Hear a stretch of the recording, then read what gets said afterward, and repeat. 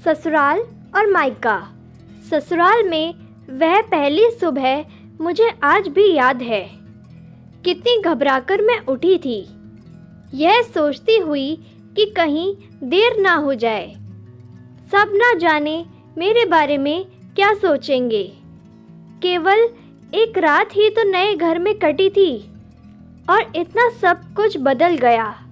जैसे आसमान में उड़ती चिड़िया को किसी ने मोती के लालच देकर पिंजरे में कैद कर लिया हो। शुरू के कुछ दिन तो यूं ही गुजर गए। एक दिन हम बाहर घूमने गए। जब हम वापस घर आए तो सासू माँ की आंखों में खुशी तो दिख रही थी, लेकिन केवल अपने बेटे के लिए ही। मैंने सोचा कि शायद नया नया रिश्ता है, एक दूसरे को समझने में कुछ वक्त लगेगा। लेकिन समय ने जल्द ही एहसास करा दिया कि मैं यहाँ बहू हूँ, इसलिए मैं जैसा चाहूँ वैसा नहीं कर पाऊँगी। कुछ कायदा और मर्यादा है जिसका मुझे पालन करना होगा, जैसे कि धीरे धीरे बात करना, धीरे से हंसना, सबके खाने के बाद खाना खाना। यह सब आदतें मुझे अपने आप आ गई।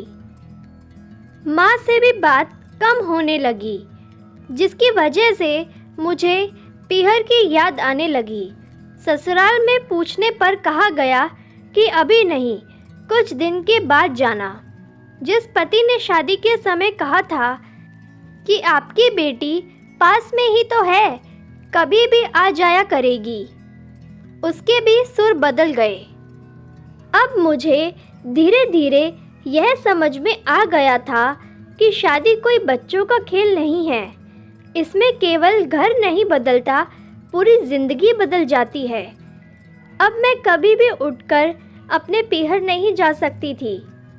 यहाँ तक कि पीहर वालों को भी मुझसे मिलने के लिए पूछकर आना पड़ता है। पीहर में जोर जोर का हंसना, कभी भी कहीं भी चले जाना, रसोई में से कुछ भी उठाकर खा लेना, अपनी मर्जी का करना, यह सब यादें बनकर रह गईं। अब मुझे समझ में आने लग गया था कि क्यों विदाई के वक्त सभी लोग मुझे गले लगाकर रो रहे थे। असल में मुझसे दूर होने का एहसास उन्हें हो रहा था। लेकिन एक और बात थी जो उन्हें अंदर ही अंदर परेशान कर रही थी कि अब जिस सच्चाई से मुझे इतने दिन दूर रखा गया है, वह सच्चाई मेरे सामने आने वाली थी। पापा का ये झूठ कि मैं उनकी बेटी नहीं बेटा हूँ, अब और दिन नहीं छुप पाएगा, जो कि उनकी सबसे बड़ी चिंता थी कि अब उनका बेटा, जिसको कभी भी बेटी होने का एहसास नहीं कराया था, वह जीवन के इतने बड़े सच से सामना करने जा रही थी। वही माँ को भी चिंता सता रही थी कि उनकी बेटी अभी तक कोई एक काम भी नहीं किया करती थी, अब वह पूरे परिवार की जिम्मेदारी कैसे उठाएगी। सभी लोग मेरे इस विदाई और पराए होने का दर्द जान रहे थे, सिवाय मेरे, इसलिए वह सभी लोग रो रहे थे। आज मुझे समझ आ गया कि उनका रोना गलत नहीं था।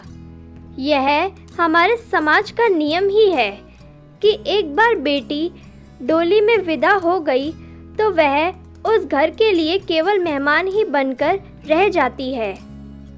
फिर कोई चाहे कितना क्यों न कह ले कि यह घर आज भी उसी का है, सच तो यह है कि अब वह कभी भी यूं ही अपने पीहर नहीं जा सकती, चाहे कितनी भी समस्या और परेशानी क्यों ना आ जाए।